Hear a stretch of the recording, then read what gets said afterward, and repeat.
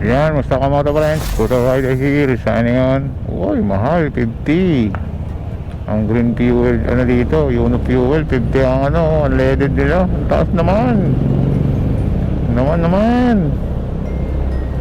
Mura-mura pa rin dun sa aking ano, dun sa may, ay bang lugar yun? San Pedro.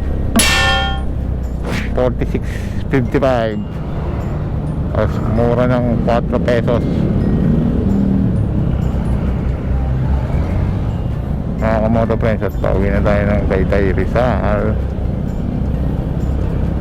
Ayan o, bagong bukas na ano, hotel.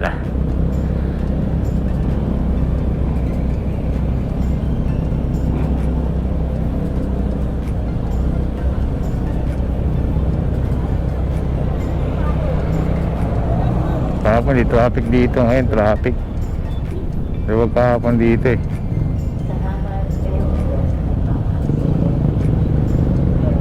Ayan o, Kymco like. Pasok. Wait naman tayo eh.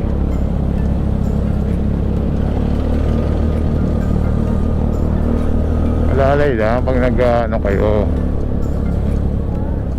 O, pasok.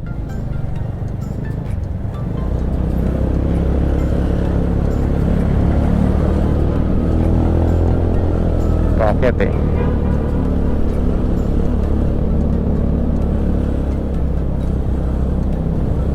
Yan. Sige, wala eh. Pwede na. Sige, wala na dito eh. Oh, may tumalubong.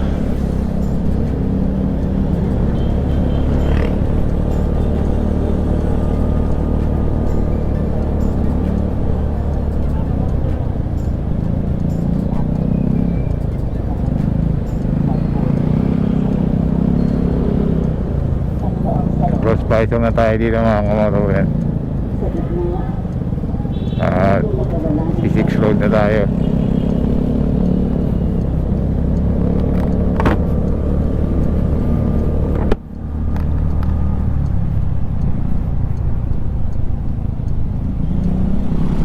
Pag-usapan natin yan.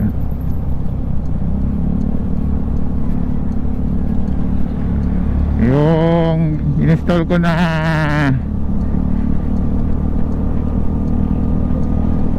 universal wireless kill switch is so far so good naman mga kamoto friends. Pangalawang araw na biyahe ko na to, mamaya pangatlo, at napadaan tayo sa mga lubak-lubak.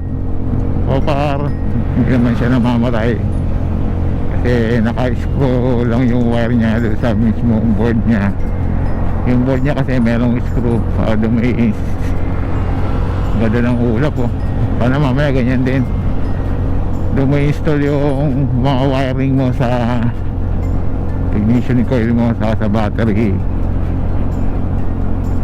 yung battery connection niya o ignition switch.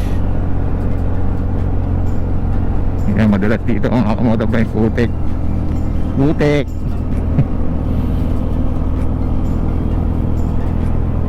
Yun na naman, para at least kahit pa paano eh medyo high-tech si Ron Mid. Meron siyang universal wireless kill switch dual remote. Yun, dalawa yung ginawa kong remote, para isa kay XIAOMI, di ba? Sa akin. At reminder lang naman mga kamoto friends, at disclaimer, do it at your own risk. Ito, motor ko to, alam ko yung ginagawa ko, at akin to. At yun naman, nakita nyo naman yun na kuryente ako dun sa paito ko. Yung pag-alis ko ng second ground wire, no? Dami nang gumagamit ng RXR 667, no? At naka 1K view na rin yata yan yung aking video na yan. At maraming salamat sa inyo. RXR 667, pumalit sa set top box ko na 45 liters. Eh no, ganda ng ano, tanawin no. Yun no, shoutout dali Danahol, naka-Aerox. Yun lang naman. At meron pa tayong mga install na gadget, accessory around mid. Sa isa lang naman, hindi kailangan madaliin. Inaaral ko pa rin naman.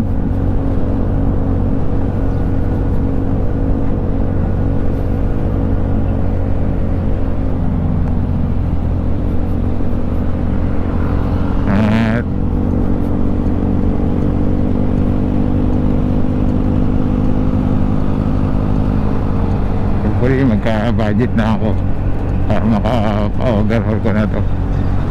General tune-up Ceron mid.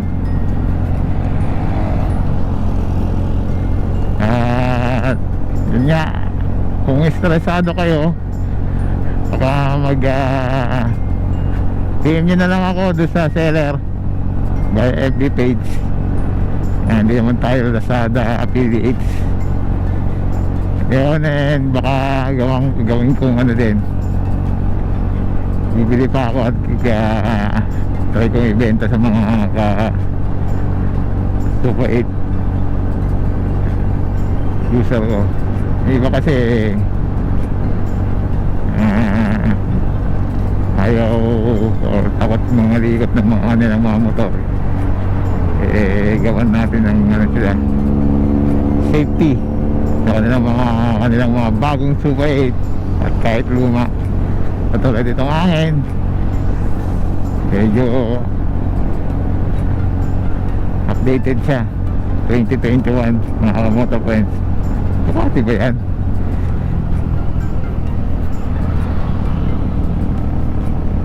Yun lang mga motor friends. At the best pa rin talaga itong aking Kymco Super 8.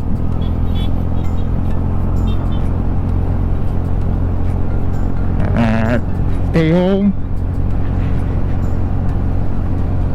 or stay safe, stay healthy and stay clean. At pray always na maging okay na lahat, magtuloy-tuloy na.